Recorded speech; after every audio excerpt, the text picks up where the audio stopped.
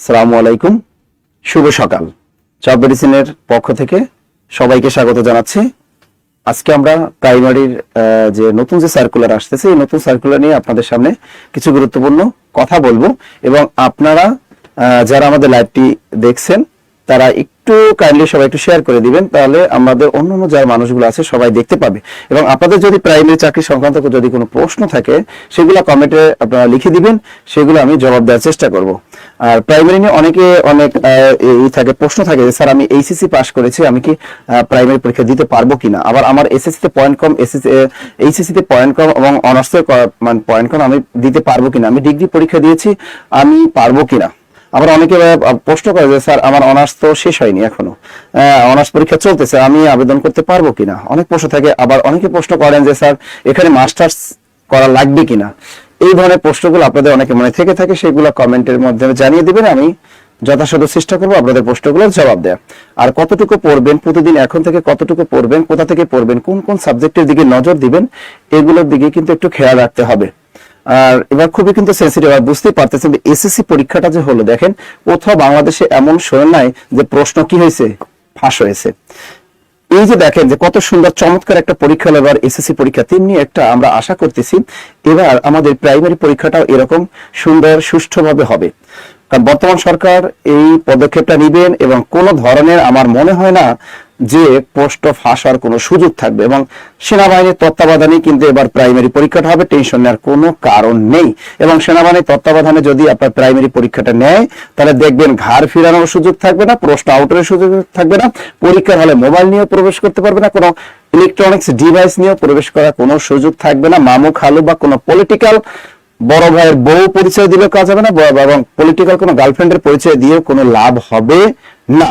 আর এই ধরনের পরীক্ষায় আমরা চাই। সুতরাং প্রাইমারি পরীক্ষা এখানে কিন্তু চমৎকার একটা প্রতিযোগিতা হবে। এবং একটা জিনিস খেয়াল করেন, প্রতিবার কিন্তু যারা 40, 45, 50 নম্বর পেয়েও কিন্তু অনেকে প্রাইমারি চাকরি করতেছে। এবার এই সুযোগটা নেই, কারা পাইতো সেটা যাদের কোটা ছিল। এবার কিন্তু কোনো নারী কোনো ধরনের কোটা নেই, অর্থাৎ এখানে নারী পুরুষ সমান অধিকার চলে আসছে। এখানে কোটা নয়, একদম 93% মেধা হবে, হাড্ডাহাড্ডি লড়াই হবে এখানে। এবার ছেলেরা কিন্তু অনেক অনেক অংশগ্রহণ করার সুযোগ পাবে, কারণ আগে প্রাইমারি স্কুল মানে আমরা মনে করতাম মেয়েদের জন্য, কিন্তু এখন আর সেই সুযোগটা থাকছে না। সুতরাং মেয়ে ছেলে উভয়কে হাড্ডাহাড্ডি লড়াই। যারা বিসিএস 47তম বিসিএস পরীক্ষা দিচ্ছেন তাদের পরিস্থিতি মাশাআল্লাহ ভালো, তাদের কিন্তু প্রাইমারি পরীক্ষাটা দিলে তাদের কাছে পানি পানি মনে হবে। অপরদিকে যারা বিসিএস পরীক্ষাটা দিবেন না, যে অনলি প্রাইমারি পরীক্ষাটা দিবেন, তাদের কিন্তু এখানে কিন্তু অনেক কষ্ট সাফার করতে হবে। কারণ একটা জিনিস ভাবেন, যারা বিসিএস 47তম পরীক্ষা দিবে তারা দৈনিক 7 থেকে 8 ঘন্টা পড়াশোনা করে, আর আপনি প্রাইমারি পরীক্ষা দিবেন দৈনিক কেউ 1 ঘন্টা পড়েন, কেউ 2 ঘন্টা পড়েন, আবার আদৌ পড়েনও না, এমনও আছেন আদৌ পড়েনও না, সার্কুলার দিলে তারপর পড়ার টেবিলে বসবেন। এই ধরনের মানুষ যারা আছে মেন্টালিটি নিয়ে, তারা এখন থেকে এইসব মাথা থেকে ঝেড়ে ফেলেন। দৈনিক 1-2 ঘন্টা পড়াশোনা করে কখনোই প্রাইমারি চাকরি পাওয়া সম্ভব না। শুধু এমসিকিউ পড়া মুখস্থ করে আর চাকরি পাওয়া সম্ভব না। সুতরাং বাজারের শর্টকাট যে বইগুলো আছে, শর্টকাট বই পরিহার করেন, শর্টকাট শুধু এমসিকিউ সলভ এটাও পরিহার করেন, বেসিক থেকে পড়েন। প্রত্যেকটা টপিক বেসিক ধরে ধরে পড়তে হবে। ইংরেজি প্রত্যেকটা বেসিক থেকে পড়াশোনা করতে হবে। বেসিক জ্ঞান না থাকলে আপনি ইংরেজিতে কিন্তু আপনি 20-এর ভিতরে ইংরেজিতে কট খেয়ে যাবেন, 20-এর ভিতরে দেখা গেল 8-10 পাবেন, তাতে কিছুই হবে না। আপনার ইংরেজিতে 20-এর ভিতরে 19, 18, 19 রাখতেই হবে, 18, 19 রাখতেই হবে, সেটা হলো ইংরেজিতে। আপনার ইংরেজি আপনার লিটারেচারও কিন্তু পড়াশোনা করতে হবে, শুধু ইংরেজি ব্যাকরণ পড়লে হবে না, ইংরেজি লিটারেচার পড়াশোনা করতে হবে। এর পাশাপাশি আপনাকে কিন্তু আইসিটি পড়াশোনা করতে হবে, দৈনন্দিন বিজ্ঞান পড়াশোনা করতে হবে। এক্ষেত্রে আপনি সাধারণত আমরা জানি প্রাইমারি প্রশ্নগুলো সাধারণত 5ম শ্রেণী, 6ষ্ঠ, 8ম, 9ম, 10ম শ্রেণীর এই যে বিজ্ঞান বইগুলো আছে এখান থেকে প্রশ্ন করে। এখন আপনার পক্ষে কি সম্ভব 5ম, 6ষ্ঠ, 6ষ্ঠ এই বইগুলোর বিজ্ঞান খুঁজে খুঁজে বাইর করে পড়ার? দরকার নেই, আমাদেরই তো বই আছে, আমরাই এবার নতুন বই দেব একেবারে। এবার প্রাইমারি একদম নতুন যে বইটা আছে সেই নতুন বইগুলো আমরা কিন্তু দিব। এই যে প্রাইমারি এটা কিন্তু পুরাতন বই, এটা কিন্তু আমরা দিব না। এবার আপনাদের জন্য আমরা নতুন বই আবার তৈরি করতেছি, একদম লেটেস্ট বই, অর্থাৎ নতুন যে পাঠ্যপুস্তক বোর্ড বইগুলো, নতুন পাঠ্যপুস্তক বোর্ড বইগুলো যে তৈরি করা হয়েছে এবার 2025 সালে, এই 2025 সালে পাঠ্যপুস্তক বোর্ড বই ধরে ধরে ধরে ধরে আমরা দাগিয়ে দাগিয়ে সেগুলো তথ্যগুলো আমরা এবার আমাদের হাইলাইটস এর ভিতরে ইনক্লুড করতেছি। কারণ আপনি চিন্তা করতেছেন এখানে জুলাই বিপ্লব যে একটা হলো, এই তথ্যগুলো অ্যাড করে দিতে হবে। অনেক গুরুত্বপূর্ণ তথ্যগুলো ডক্টর মোহাম্মদ ইউনূস সম্পর্কে বিস্তারিত পড়তে হবে। প্রাইমারি পরীক্ষাটা ভিন্ন ধর্মী হবে, সুতরাং এখানে কিন্তু সাম্প্রতিক তথ্যগুলো অ্যাড করা হবে নতুন বইয়ের ভিতরে। নতুন যে ষষ্ঠ, অষ্টম, নবম, নতুন যে পাঠ্যপুস্তক 2025 সালের বইগুলো আছে, এই বইগুলো থেকে দাগিয়ে আমরা যে শর্ট প্রশ্নগুলো নিয়েছি সেগুলো দিয়ে নতুন বই আপনাদেরকে প্রদান করা হবে। সুতরাং যারা প্রাইমারি কোর্সে আমাদের নতুন এই ব্যাচে যারা যুক্ত হবেন তাদের সবাইকে নতুন বই আপডেট প্রদান করা হবে। তাদেরকে আর এই পুরাতন বলতে এটা যে আগের যে বইটা আমাদের 4টা বই ছিল, এই বই আর তাদেরকে দেয়া হবে না। সম্পূর্ণ নতুন বই একদম আমরা আপনাদেরকে প্রোভাইড করব, যেখান থেকে আপনারা শতভাগ প্রশ্ন কমন পাবে। গতবার যারা প্রাইমারি পরীক্ষা 2023 এবং 24 সালে যারা পরীক্ষা দিয়েছিলেন প্রাইমারি, এখন যারা বিভিন্ন স্কুলে চাকরিতে জয়েন করেছেন, যারা তাদেরকে যদি আপনার পরিচিত কেউ থাকে জিজ্ঞেস করে দেখবেন যে জব মেডিসিনের এই হাইলাইটস গুলো থেকে কত পার্সেন্ট কমন পড়েছিল। এখানে কিন্তু 99% প্রশ্ন এখানে কমন পড়েছিল এবং বাকি প্রশ্নগুলো কিন্তু আমাদের ক্লাস থেকেই কমন পড়েছিল। আমরা কিন্তু শুধু বই না, বইয়ের পাশাপাশি কিন্তু আপনাদেরকে আলাদা পিডিএফও দিয়ে থাকি এবং ক্লাস নোটও কিন্তু প্রদান করে থাকি। এতে করে কি হয়, এতে আপনার একদম বড় সড়ো একটা প্রস্তুতি হয়ে যায়। আর প্রাইমারি পরীক্ষার সর্বোচ্চ নম্বর পেতে হয় একটা। অনেকে প্রাইমারি পরীক্ষা এবার হাড্ডাহাড্ডি লড়াই হবে, কিভাবে অনেকে আগে কম নম্বর পেয়ে হবে, এবার কম নম্বর না, এবার ধরে নেন আপনার প্রাইমারি পরীক্ষাটা 80 নম্বরে হওয়া 80 নম্বরে হইলো, বা প্রাইমারি পরীক্ষাটা 75 প্রিলিতে হলো, অথবা 100 নম্বরের একটা প্রিলি পরীক্ষা হলো। এবার কিন্তু 3 স্টাইলে ধরতে পারে, অর্থাৎ প্রথমে একটা 75 নম্বরের প্রিলি নিতে পারে, অথবা 80 নম্বরের প্রিলি নিতে পারে, অথবা 100 নম্বরের প্রিলি কিন্তু নিতে পারে। যাই নেকটা, কোনো টেনশনের কোনো কারণ নেই। আমাদের ধরে নিই, আমরা প্রত্যেকটা টপিক অংশ থেকে ধরে নিই। আপনি মনে করেন বাংলা অংশটা ধরে নেন, বাংলায় ধরেন এখানে 20টা আসলো। এরপর আপনার ইংরেজি কিন্তু অবশ্যই এখানে ব্যাকরণ এবং ইংরেজি পাশাপাশি লিটারেচার কিন্তু আপনাকে পড়তে হবে।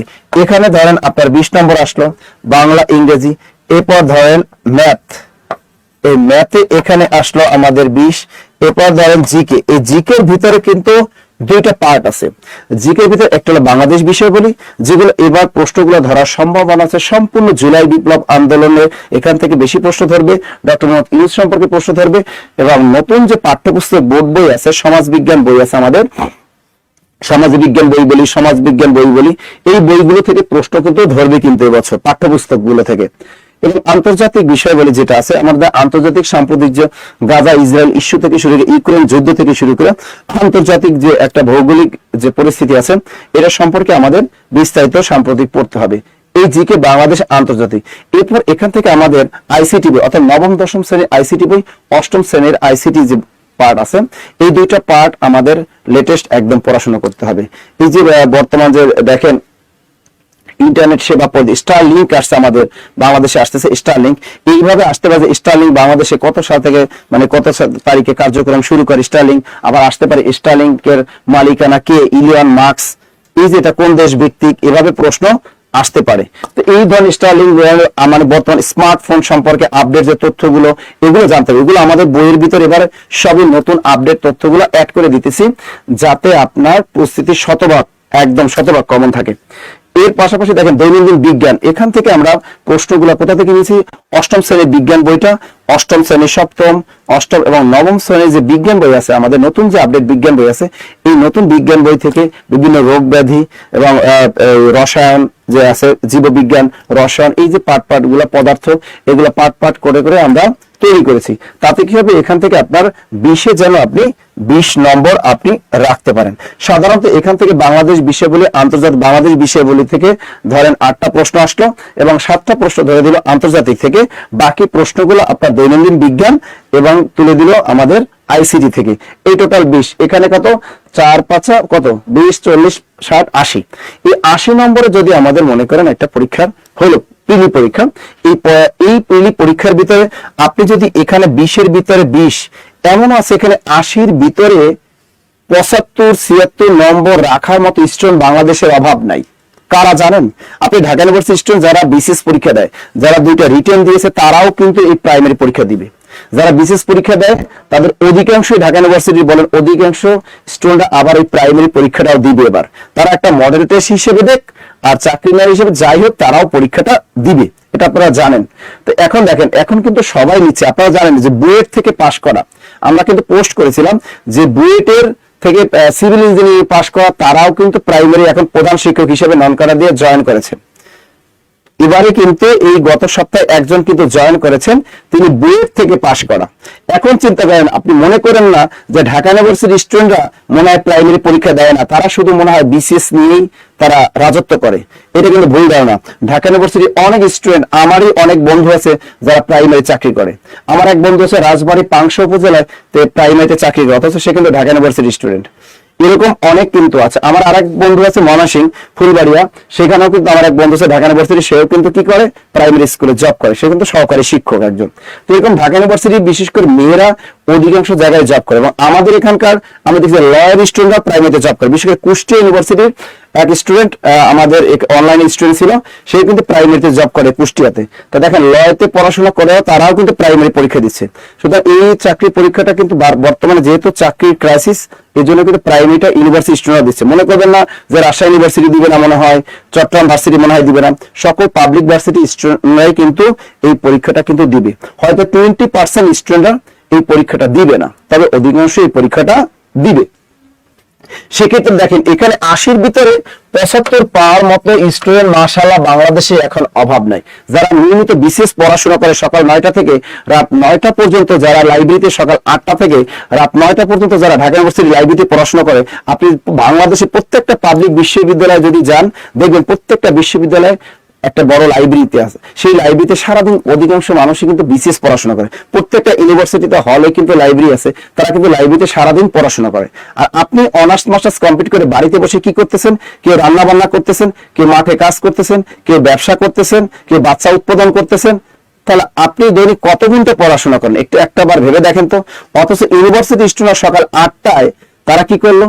দুটো সিঙ্গে রেখে লাইব্রেরিতে ঢুকে পড়লো, সারাদিন পড়াশোনা করলো। যদি কোনোটা টিউশনি থাকে, টিউশনি করে এসে আবার লাইব্রেরিতে পড়তে বসে, এবং আবার রাতের খাবার খেয়ে আবার হলে গিয়ে আবার তারা রিডিং রুমে গিয়ে পড়তে থাকে। তারা দৈনিক কত ঘন্টা পড়াশোনা করে? বিসিএস এর পিছনে ব্যয় করে 7 থেকে 8 ঘন্টা সর্বনিম্ন তারা পড়াশোনা করে। তারা তাদের কাছে এই প্রাইমারি পোস্টে 80 ভিতরে 75 পাওয়া অবাক হওয়ার কিছুই নেই। অবাক হওয়ার কিছুই নেই যে তারা 80 ভিতরে 75 পাবে না, অবাক হওয়ার কিছুই নেই। এবার আসি, আপনি কি করতেছেন? আপনি তো দেখা গেল আপনি পার্ট টাইম জব করতেছেন, দিনে পড়াশোনার সময় পাচ্ছেন না। আপনি কি করতেছেন? সকালবেলা কি করতেছেন? রাতে হাজবেন্ডকে সময় দিচ্ছেন, সকালে বাচ্চাকে সময় দিচ্ছেন, দুপুরে রান্না বান্নার পিছনে সময় দিচ্ছেন। অধিকাংশ টাইম আপনি সংসারের পিছনে ব্যয় করতেছেন। আবার ছেলেদের ক্ষেত্রে অধিকাংশ মাঠে ঘাটে কাজ করতেছেন, কেউ আবার টিউশনির পিছনে টাইম ব্যয় করতেছেন, কেউ রাজনীতির পিছনে টাইম ব্যয় করতেছেন, কেউ গার্লফ্রেন্ডের পিছনে টাইম ব্যয় করতেছেন, কেউ আবার বয়ফ্রেন্ডের পিছনে টাইম ব্যয় করতেছেন। আপনি কতটুকু পড়াশোনা করেন? আপনি কতটুকু পড়াশোনা করেন? একটা জিনিস খেয়াল রাখে, ওই কথা ছাড়া যে ভালো রাধে সে চুলে ভাবতে জানে। তো এই কথাটা কিন্তু সত্য কথা। অর্থাৎ এমন ইউনিভার্সিটি স্টুডেন্ট আছে যারা প্রেমও করে এবং তারা কি করে? তারা কিন্তু পড়াশোনা করে। অর্থাৎ গার্লফ্রেন্ডকে নিয়ন্ত্রণ কিভাবে করতে হয় সেটাও তারা জানে, বয়ফ্রেন্ডকে কেমনে নিয়ন্ত্রণ করতে হয় সেটাও তারা জানে, এবং কেমনে পরীক্ষায় পাশ করতে হয় সেটাও ইউনিভার্সিটি স্টুডেন্টরা জানে। আমরা অনেকে মনে করি যে ইউনিভার্সিটিতে পরে খালি প্রেম করে আর ঘরে। আমরা টিএসসিতে যখন যান, দেখবেন যে টিএসসিতে গেলেই দেখবেন জোড়া জোড়ায় বসে থাকে। ভাই ঢাকা ইউনিভার্সিটি টিএসসিতে দেখবেন ওখানে 10% হলো ঢাকা ইউনিভার্সিটির ছেলেমেয়েরা বসে আড্ডা মারে, আর বাকি 90% হলো বহিরাগত স্টুডেন্টরা এসে আড্ডা মারে। তো এখানে কি হয়? ঢাকা ইউনিভার্সিটি স্টুডেন্টরা অনেক মিডি পরিবারের থাকে, তাদের সংসার, অনেকে আছে সংসার চালাতে হয়, নিজের পড়াশোনার খরচ নিজেই চালাতে হয়, অনেকে আছে পলিটিক্স করে। সুতরাং তাদের পক্ষে ওই রকম গার্লফ্রেন্ড নিয়ে বয়ফ্রেন্ড নিয়ে আড্ডা মারার মতো টাইম তাদের নেই। 10% ঢাকা ইউনিভার্সিটি স্টুডেন্টরা দেখবেন ওইখানে আড্ডা মারে, বাকিরা সবাই পড়াশোনা করে। আবার যাদের দেখবেন আড্ডা মারতেছে ওরা গাছের নিচে হয়, সায়েন্স লাইব্রেরি বারান্দা বসে পড়তেছে। আপনি যদি ঢাকা ইউনিভার্সিটির ভিতরে ঢুকেন, দেখবেন দোয়েল চত্বরে এই পাশে সায়েন্স লাইব্রেরি, এই ঢাকা গেটের পাশে হাতের বাম পাশে আপনি যখন টিএসসিতে আসবেন, টিএসসির দিকে যদি আসেন দোয়েল চত্বর থেকে রিক্সায় বা হেঁটে আসেন, দেখবেন ঢাকা গেট আছে। এই ঢাকা গেটের পাশে দেখবেন সায়েন্স লাইব্রেরি। এখানে দেখবেন যে সায়েন্স ল্যাবের পিছনে বসে জোড়া জোড়ায় পড়াশোনা করতেছে। তারা একদিনে দুই পাখির মতো, অর্থাৎ তারা প্রেমও করতেছে এবং তারা কি করতেছে? পড়াশোনা করতেছে। দেখা যায় যে গার্লফ্রেন্ড কাছে প্রশ্ন ধরতেছে বয়ফ্রেন্ড, এভাবে তারা কোঅপারেট করে তারা পড়াশোনা করতেছে। তারা কিন্তু বসে থাকে না। ঢাকা ইউনিভার্সিটি স্টুডেন্টরা কেউ বসে থাকার পাবলিক না, কেউ না কেউ কিছুই করে। আপনি একটু খেয়াল করেন। সুতরাং তাদের পক্ষে যারা বিসিএস দেয় তারা প্রাইমারি পরীক্ষা দিলে তারা নিশ্চিত থাকেন 80 ভিতরে 75 পাওয়ার স্টুডেন্টদের অভাব নেই বাংলাদেশে, এটা নিশ্চিত থাকেন। এখন আসি, আপনি কত পাবেন? আপনি যদি মনে করেন দৈনিক 5-6 ঘন্টাও যদি পড়াশোনা করতে পারেন এখন এই প্রাইমারি পিছনে টাইম দিয়ে, আপনি মনে করেন বাংলা আপনার 2 নম্বর কাটা গেল, আপনার ইংরেজিতে 2 নম্বর কাটা গেল, ম্যাথে 2 নম্বর কাটা গেল, জিকে 2 নম্বর কাটা গেল, 2 আর 2 4 আর 2 6 7 8 নম্বর, আপনার 8 নম্বর মাইনাস হয়ে গেল। তাহলে 8 নম্বর মাইনাস হয়ে গেল, আপনি পেলেন কত? 72। কত পাইলেন? 72। হ্যাঁ, আপনি যদি এই 80-র ভিতরে প্রাইমারি পরীক্ষা 72 নম্বরও রাখতে পারেন, আপনার চাকরি হবে। আপনার চাকরি হবে। আপনি 80-র ভিতরে যদি আপনি 72 নম্বর রাখতে পারেন, আপনার চাকরি হবে। আপনার চাকরি হবে এবং আপনি টিকবেন। এই মেন্টালিটি নিয়ে আপনি এগিয়ে যান। আপনি মনে করেন বাংলা ভালো পড়েন, বাংলাটা ভালো করে পড়েন, এখানে 20-এর ভিতরে 20 রাখার চেষ্টা করেন। ইংরেজিতে দুর্বল আছেন, যত আমি লিটারেচার আপনি দুর্বল থাকেন, অনেক ইংরেজি টিচাররা লিটারেচার পড়ায় না। লিটারেচার বাংলাদেশে ইংরেজি লিটারেচার টিচার খুবই কম। এখানে ইংরেজি লিটারেচার এমন 2টা লিটারেচার ধরে দিল, একটু কঠিন ধরে দিল, আপনি পারলেন না, নাই পারতে পারেন। তো বাংলাটা 20-20 রাখার চেষ্টা করেন। এখানে আছে ম্যাথ, অনেক আছে ম্যাথে খুবই ভালো, যারা সায়েন্সের স্টুডেন্ট আছে এরা অনেকে ম্যাথে 20-20 পাবে। সায়েন্স স্টুডেন্ট অনেকে ম্যাথে 20-20 পায় প্রাইমারি পরীক্ষায়। এখন দেখা গেল যারা নর্মাল স্টুডেন্ট আছেন, যারা আর্টস স্টুডেন্ট আছেন, তারা হয়তো এখানে ম্যাথে খারাপ করতে পারেন, আপনি ম্যাথের এখানে 2-3 নম্বর কম পাইতে পারেন। এবারে আসি আমরা জিকে। জিকে তো এমন একটা বিষয়, দেখা গেল এমন একটা বিষয় ক্রিটিক্যাল ধরে দিল জিকে, আপনি 2-3টা নম্বর পারলেন না, তখন কিন্তু আপনার অবস্থা খারাপ, নেগেটিভ নম্বর চলে আসবে। আবার ভুল দাগাবেন, তাতে নেগেটিভ নম্বর চলে আসবে। যাই হোক, আপনি এখানে মনে টার্গেট নিয়ে পড়েন যে আপনাকে 80 নম্বরের পরীক্ষা হলে আপনাকে 72 নম্বর আপনাকে রাখতে হবে। এই টার্গেট নিয়ে দৈনিক পড়াশোনা করবেন, এই টার্গেট নিয়ে। এবার দেখবেন প্রাইমারি পরীক্ষা বাংলার কোন কোন টপিক থেকে প্রতিবার প্রশ্ন ধরে, ওই টপিক ধরে ধরে পড়তে হবে। ইংরেজি এই টপিক গুলো ধরে ধরে পড়তে হবে, ম্যাথের টপিক গুলো ধরে ধরে পড়তে হবে, জিকে টপিক গুলো ধরে ধরে পড়তে হবে। পাশাপাশি এবার একটু ভিন্ন ধরনের পরীক্ষা হবে, এটা আপনারা জানেন যে অন্তর্বর্তীকালে সরকার তারা গুরুত্বই দিবে পাঠ্যপুস্তকের উপরে বেশি। সুতরাং এই যে নতুন যে পাঠ্যপুস্তক বোর্ড বইগুলো আছে 5ম শ্রেণী থেকে 9ম শ্রেণী পর্যন্ত, এই 5ম থেকে 9ম শ্রেণী পর্যন্ত পাঠ্যপুস্তক বোর্ড বইগুলো আপনাকে সুন্দর মতো পড়তে হবে। তাহলে আপনি এখানে ভালো একটা নম্বর আপনি পাবেন। ঢাকা ইউনিভার্সিটি স্টুডেন্টরা যখন দেখবেন বিশেষ পড়াশোনা করে, তাদের টেবিলের উপর দেখবেন 8ম শ্রেণী, 7ম শ্রেণী, 9ম শ্রেণী ম্যাথ বই, বিজ্ঞান বই, এগুলো সব সাজানো থাকে। এই সামাজিক বিজ্ঞান বইগুলা এগুলো সাজানো থাকে। আইসিটি বই আপনি ঢাকা ইউনিভার্সিটি দেখেন, যারা বিশেষ প্রস্তুতি নেয় তাদের কাছে আইসিটি বই থাকে, বিজ্ঞান বই থাকে, ম্যাথ বই থাকে, পাশে পাশে সাজায় রাখে এবং ওইগুলো আগে একদিন ডাইরেক্ট করে তাম্মা বানায় ফেলায়, দাগে দাগে পড়ে ফেলে। আপনাদের তো হাতে এত সময় নেই, এই জন্য কিন্তু জব মেডিসিন আমরা আপনাদের জন্য দিনরাত আমরা পরিশ্রম করতেছি। আপনাদের জন্য নতুন এই বই, আমরা নতুন কোর্সের সাথে আমরা নতুন বই যুক্ত করেছি। আপনাদেরকে এই পাঠ্যপুস্তক বোর্ড বই ভিত্তিক যেগুলো আছে এগুলো আমরা সংযোজন করেছি নতুন আমরা বইয়ের ভিতরে। সুতরাং যারা এই কোর্সে যারা প্রস্তুতি নেবেন তাদেরকে শতভাগ কমনের টার্গেট নিয়ে আমরা পড়াবো। 80 নম্বর পরীক্ষা হলে 80 নম্বরের টার্গেট নিয়ে আমরা পড়াবো, 75 পরীক্ষা হলে 75 টার্গেট নিয়ে পড়াবো, 100 নম্বরের পরীক্ষা হলে 100 নম্বরের টার্গেট নিয়ে আমরা পড়াবো। হয়তো এখান থেকে আমাদের 1, 2, 3 নম্বর আমাদের এদিক ওদিক হতে পারে, 1, 2 নম্বর হয়তো আমাদের এদিক ওদিক হতে পারে, কিন্তু ইনশাআল্লাহ আমরা শতভাগ কমনের জন্যই আমরা কিন্তু এই কোর্সটা রান করেছি ইনশাআল্লাহ। তাহলে এইরকম পড়াশোনা দৈনিক যদি আপনি এখন থেকে যারা অন্তত পক্ষে আমাকে বলেন 5 থেকে অন্তত পক্ষে 6 ঘন্টা যদি আমাকে টাইম দেন, তাহলে আপনি মনে করবেন যে এই চাকরিটা আপনার হবে, নতুবা প্রাইমারি চাকরি আপনার হবে না। খাস বাংলায় বরিশাল্লা ভাষায় খয়রাতি মার্কা পড়াশোনা, যারা খয়রাতি মার্কা পড়াশোনা করেন, যদি 1 ঘন্টা 2 ঘন্টা যারা এই খয়রাতি মার্কা পড়াশোনা করেন, তাদের দিয়া জীবনে এই প্রাইমারি চাকরি বাড়ার হইতো না।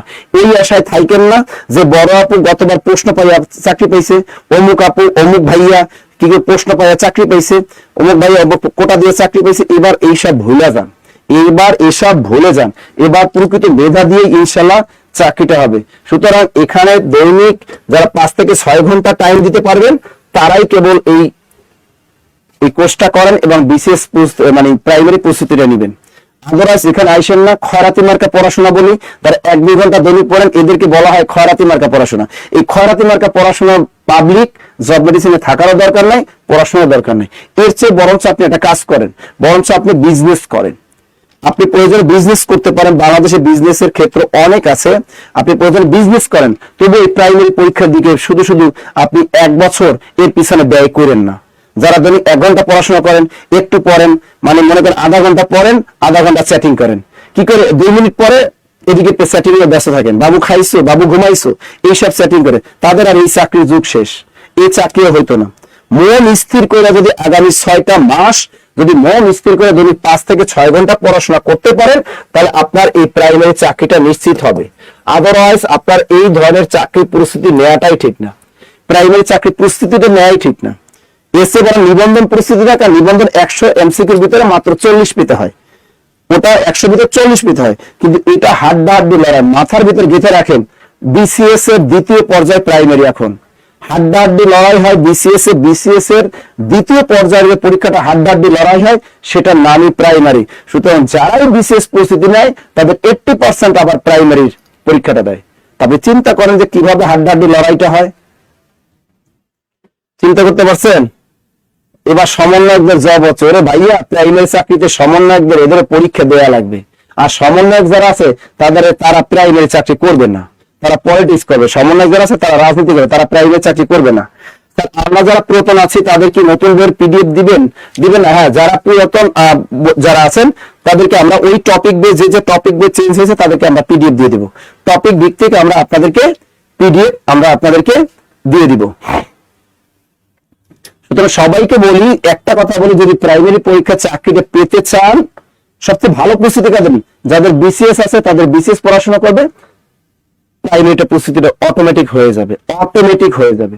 আর অনলি যারা মনে করেন যে স্যার আমার শুধু প্রাইমারি চাকরিটাই দরকার, এটা আমার ড্রিম, এই চাকরিটা দরকার, আমি বাড়ির পাশে স্কুলে চাকরি করব, বাসাতে গিয়ে চাকরি করব, চাকরির পাশাপাশি আমি একটা বিজনেস করব, সংসার সামলাবো, সবকিছু করতে পারবো, নিজ উপজেলায় থাকবো, তারা যদি এই টার্গেট নেন, দৈনিক আপনি রুটিন মাফিক পড়াশোনা করেন, আপনি সকালে ফজর নামাজের পর আপনি যদি চাকরি করেন আর যাই করেন, সকালে আপনি ইজিলি 2 ঘন্টা টাইম পাবেন। সকালে আপনি 2 ঘন্টা টাইম বের করবেন। ফজর নামাজের পর আপনার বাচ্চা থাকুক, স্বামী থাকুক, যাই থাকুক না কেন, আপনি দেখবেন সকালে 2 ঘন্টা টাইম বের করবেনই। আপনি যতই পার্ট টাইম চাকরি করেন না কেন, সকালে আমি চাই আপনি 2 ঘন্টা পড়াশোনা করেন, টাইম রাখবেনই এদের বলে। সকালে আপনি 2 ঘন্টা রাখেন, এরপর রাখেন দুপুরে যে কোনো একটা সময় আপনি আর 1 ঘন্টা আমার জন্য বের করে দেন, আর 1 ঘন্টা রাখেন, এরপর খাওয়া দাওয়ার ঘুম দেন, আবার বিকেলেও আপনি আমার জন্য আর একটা কাজ করেন। দেখেন কেমন টাইম বেড়ায়, বিকেলেও আপনি আমার জন্য 1 ঘন্টা টাইম বের করে দেন, 2, 3, 4 ঘন্টা হয়ে গেল। এরপর আপনি এরকম নিজে কিন্তু এরকম একটা রুটিন তৈরি করবেন যে কখন আপনি সময় পান, ওই সময়গুলো আপনি ভাগ করে নেন। এবার দেখেন আপনি চাইলে 2, 3, 4, আজ রাতে আপনি 2 ঘন্টা টাইম কি বের করতে পারেন না? এই দৈনিক 6 ঘন্টা পড়াশোনা করা সম্ভব না? দৈনিক 6 ঘন্টা ভাবে পড়াশোনা করা সম্ভব না? ইচ্ছা থাকলে উপায় হয়। বাদ দেন না, অনুষ্ঠান বাদ দেন, বিয়ে শাদী বাদ দেন, অনুষ্ঠানে যাওয়া বাদ দেন, এরকম বাদ দিয়ে যদি আপনি এরকম দৈনিক যদি একটা চার্ট কইরা মন স্থির করে মোবাইল ফোনটারে কন্ট্রোল করে যদি আপনি দৈনিক 6 ঘন্টা টাইম বের করে যদি পড়াশোনা করতে পারেন, ইনশাআল্লাহ আপনি নিশ্চিত থাকেন আপনার চাকরি হবে। এটা মাথায় রাখেন। যাই হোক, আপনারা যারা এই প্রাইমারি এই কোর্সটা যারা ভর্তির জন্য যারা মন স্থির করেছেন তাদেরকে বলি, আমাদের যে এই কোর্সটা হলো প্রাইমারির যে এই নতুন যে কোর্স, প্রাইমারি শতভাগ কমনের ব্যাচ, প্রাইমারি শতভাগ কমনের এই যে ব্যাচ, এই ব্যাচে যদি আপনি এনরোল করেন, এই ব্যাচের কোর্স ফি কিন্তু এখনো ডিসকাউন্ট চলতেছে 1550 টাকা। 1550 টাকা, এটা হলো অনলাইন বই সহ। 1550 টাকা একদম বই সহ, এটা শুধু অনলাইন, এটা শুধু আমাদের অনলাইন। আর অফলাইনে যদি আপনি ভর্তি হন, আমাদের মিরপুর 10 সামাদ ম্যানশন 4th তলা, অফলাইনে যদি আপনি ভর্তি হন তাহলে আপনাকে এখানে পে করতে হবে 5000 টাকা। অফলাইনে আপনাকে পে করতে হবে 5000 টাকা। ওকে, তাহলে এই যে দেখেন আমাদের ফোন নাম্বারটা আমি দিয়েছি 01901019501 এই যে দেখেন, এটা হলো আমাদের হোয়াটসঅ্যাপ নাম্বার। এই হোয়াটসঅ্যাপ নাম্বারে আপনি কল দিতে পারবেন। এটা আমাদের হোয়াটসঅ্যাপ নাম্বার দিয়ে দিচ্ছি। অনেকে মোবাইলে হয়তো টাকা থাকে না, 01901519501 এই নম্বরটা আপনি হোয়াটসঅ্যাপে কল দিয়ে আপনি বিস্তারিত এই কোর্স সম্পর্কে, বইগুলো সম্পর্কে জানতে পারবেন। যারা অফলাইনে ভর্তি হবেন, আমাদের বাংলাদেশের সকল শাখায় আপনি অফলাইনে ক্লাস করতে পারবেন, পাশাপাশি লাইব্রেরির সুবিধা পাবেন। আমাদের মিরপুর 10-এ লাইব্রেরির সুবিধা পাবেন সকাল 9টা থেকে রাত 9টা পর্যন্ত। সারা বাংলাদেশে আমাদের শাখা আছে পটুয়াখালী, বরিশাল, খুলনা দৌলতপুর, খুলনা রয়্যাল মোড়, ফরিদপুর, রাজবাড়ী, কক্সবাজার, জামালপুর, শেরপুর, টাঙ্গাইল, বগুড়া, রংপুর, দিনাজপুর। ইনশাআল্লাহ এই সমস্ত শাখাগুলোতে আপনি সরাসরি গিয়ে অফলাইন এবং অনলাইনেও আপনি ভর্তি হতে পারবেন ইনশাআল্লাহ। যদি কারো কোনো প্রশ্ন থেকে থাকে প্রাইমারি জব সম্পর্কে, আপনি এই নম্বরে কল করে বিস্তারিত জানতে পারবেন। আর আজকে আমরা সবাই জানি মার্চ ফর গাজা নামে যে একটা আছে আমাদের, আজকে সোহরাওয়ার্দী উদ্যানে কিন্তু আমাদের বিশাল একটা মার্চ ফর গাজা, এটার প্রতি আমরা অবশ্যই সম্মতি জ্ঞাপন করছি। ইনশাআল্লাহ যারা ঢাকা শহরে আছেন তারা স্টুডেন্ট বলছি, তারা যদি একটু সুযোগ পান, যারা মুসলিম আছে আমরা গাজাবাসীর জন্য আমরা দোয়া করব। আর যদি সুযোগ পাই আমরা সোহরাওয়ার্দী উদ্যানে জয়েন করব আজকে এখানে। আর যাদের সুযোগ থাকবে না তারা মন থেকে আমরা যে যেখানে আছি তাদের জন্য, গাজাবাসীর জন্য আমরা দোয়া করব যেন বিশ্ব মুসলিমদের জন্য আল্লাহ হেফাজত করে, যাতে গাজাবাসীদের তাদের ন্যায্য অধিকার ফিরে পায়, তাদের মাতৃভূমি যেন তারা ফিরে পায়, এবং তাদের যে গণহত্যা চালানো হয়েছে গণহত্যার যেন বিচার হয়, এবং তারা যেন নিরাপদে বসবাস করতে পারে, তাদের নিজের মাতৃভূমিতে ফিরে আসতে পারে। এই জন্য আমরা দোয়া করব। এবং আজকে মার্চ পরে আমরা যারা ঢাকা শহরে আছে এবং বাংলাদেশে যে যে জায়গা যেখানে আছে, প্রত্যেক জেলা উপজেলা যেখানে মিছিল হয় সেখানে আমরা কোনো ধরনের কোনো সংঘর্ষে লিপ্ত হবে না। আবার ভুলেও ওই বাটার জুতার উপরে অ্যাটাক করেন না, এইসব কাজ করা যাবে না, কোনো উচ্ছৃঙ্খল কাজ করা যাবে না। আমরা জাস্ট তাদের প্রতি সংহতি প্রকাশ করে আমরা শান্তি শৃঙ্খলা ভাবে আমরা সরকারকে সহযোগিতা করবো, শান্তি শৃঙ্খলা ভাবে আমরা পদযাত্রা করব। ঠিক আছে, মার্চ ফর গাজা। ঠিক আছে, আমরা দেখি আরো দুই একটা প্রশ্ন হবে। স্যার ক্লাস কবে থেকে শুরু হবে? ইনশাআল্লাহ ক্লাস আমাদের এই যে নতুন এই ক্লাসটা কিন্তু আজকে থেকে ইনশাআল্লাহ শুরু হবে। এই ক্লাসটা ইনশাআল্লাহ আজকে থেকে আমরা শুরু করতে পারবো। এটার যারা ভর্তি হবেন এই নম্বরে কল দিবেন। জীবনে অনেক টাকা ব্যয় করছেন, অনেকে এবার ঈদে অনেকে ড্রেস কেনেন না, টেনশন নেওয়ার কোনো কারণ নাই। ঈদে অনেকে ড্রেস কেনেন না, আমি জানি, ওই টাকাটা দিয়ে হলে ভর্তি হন। ঠিক আছে, একটা ইনভেস্ট করেন, ইনভেস্ট করলে ওটার আউটপুট আসবে। ইনভেস্ট করেন, ইনশাআল্লাহ আউটপুট আসবে। স্যার আমি প্রাইমারি রেগুলারে ভর্তি আছি, যদি লিখিত স্টাইলে এক্সাম হয় তাহলে আমাদের পড়ানো হবে কি? অবশ্যই লিখিত স্টাইলে হলে আমরা লিখিত পড়াবো। জব মেডিসিন উভয় স্টাইলে এক্সপার্ট আছে। Job medicine teacher panel all time ready, আমাদের অল টাইম রেডি। দোয়া করে মুসলমান ইনশাআল্লাহ 8 থেকে 10 স্টাডি করি, ইনশাআল্লাহ 2025-এ জব হবেই। থ্যাংক ইউ ভাইয়া। এরকম দেখেন স্টামিনা থাকতে হবে, বলতে হবে আমি দৈনিক 7 থেকে 8 ঘন্টা পড়াশোনা করি, আমার 2025 সালে চাকরি হবেই। এই টার্গেট নিয়ে পড়েন, দৈনিক ম্যাথ করেন, ম্যাথ বেশি বেশি করেন। ম্যাথ ছাড়া চাকরি হয় না, ম্যাথ ইংরেজি ছাড়া সহজে চাকরি হয় না। এগুলোর দিকে বেশি বেশি গুরুত্ব দেন, বেশি বেশি পড়াশোনা করেন, ইনশাআল্লাহ চাকরি হবে। দলন সরকার, থ্যাংক ইউ ভাইয়া। দোয়া করে যেন আপনাদের চাকরি হয়। এই যে আয়শা আক্তার, রুমি বেগম, এই যে আপনাদের যে পরিচিত মুখগুলো আমি দেখতে পাই যখন আমরা লাইভ ক্লাস নেই, তখন এই মুখগুলা যেন আবার ভবিষ্যৎ উজ্জ্বল করতে পারেন, মা বাবার মুখ যেন উজ্জ্বল করতে পারেন ইনশাআল্লাহ। সবাই ভালো থাকবেন, সুস্থ থাকবেন, ইনশাআল্লাহ দেখা হবে সবার সাথে। আল্লাহ হাফেজ।